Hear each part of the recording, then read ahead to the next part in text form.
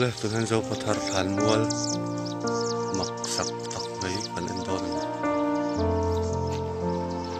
hian than mual ani a hian ta hen rol lu to pa a than po hi le le ngai ni poisa in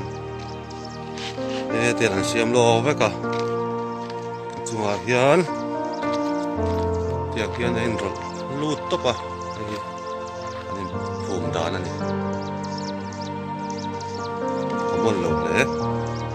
so te chuan kan voi khat mu na